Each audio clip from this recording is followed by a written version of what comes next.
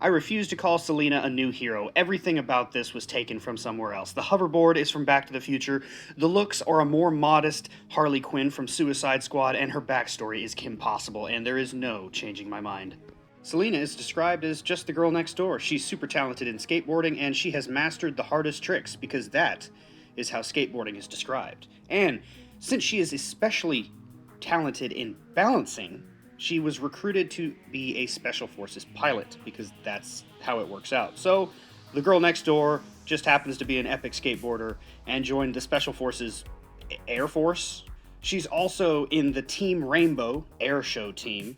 So, this is Air Force Miley Cyrus? Okay.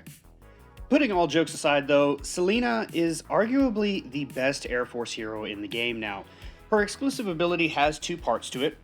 The first part is at the beginning of the battle, the HP of all your Air Force units is increased by up to 24.2% at max stats, and this next one applies to all units. Their attack is increased by 100.6%, however, it's just the back two rows, so slots 4 through 9. Selina also gains additional abilities when her equipable exclusive skill is leveled up. At level 3, it gives an all-unit attack increase of 25%. She does have to be in the battle. Level 5 is a 3% damage decrease. This is universal, so she's not required to be in the battle. The skill just needs to be equipped. And at level 7, all units get a 30% damage increase. I gotta say, some of these exclusive skill abilities are getting a little overpowered. Now, as far as her strengths and weaknesses, I'm going to be talking about her in the terms of an Air Force hero, since the HP bonus only applies to Air Force. The attack is universal, so she does have some flexibility like many of the new heroes they've been releasing, but as an Air Force hero, naturally she's going to be strong against Navy. I also think she's going to be much better on attack than she is defense. I don't think she's bad on defense, I just think she's going to be good on offense. Now, as far as weaknesses, she'll be weak to Army. Also, any heroes or abilities or units that are able to attack those back two rows, those are going to be the most effective way to take her down. It doesn't cancel out her ability, but it is effective against her, so I'm going to call it a weakness. So anything that can attack the back two rows, so Air Force, Valhalla units that attack randomly, heroes that have abilities that proc and damage certain units, those are all going to be some of the most effective ways to take down Selina, since all of her attack bonus is in those back two rows. As far as skills and perks that you're going to want her equipped with, you're definitely going to want her exclusive skill. You're going to want to level that up as much as possible.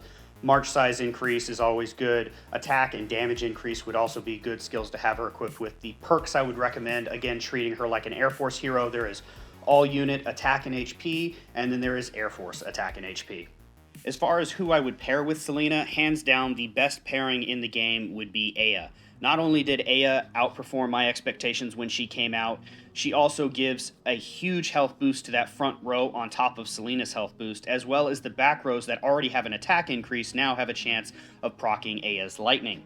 So these heroes just work so well together, and with the exception of hero skills or other Air Force units, there's not really much you can do to attack the back rows before going through the front rows. So these two complement each other very, very well as using the fortified formation.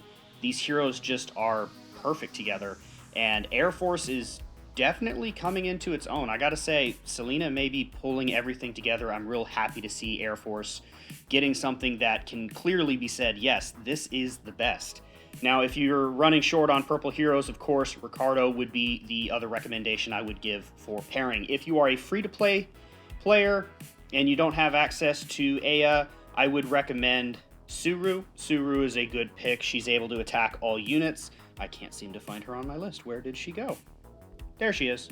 Suru is a very good pick with her, just because as far as the free heroes go, she's one of the better free heroes. Rockfield's another option, but if you're going against stronger players with bigger march sizes or higher levels, Rockfield puts you at a disadvantage, so I would rather pick Suru as my recommendation for another pairing if you do not have Aya. And before you guys go, if you would like to vote on the next Top War Hero Spotlight, make sure you visit my Discord in the description below where you can vote for the next hero.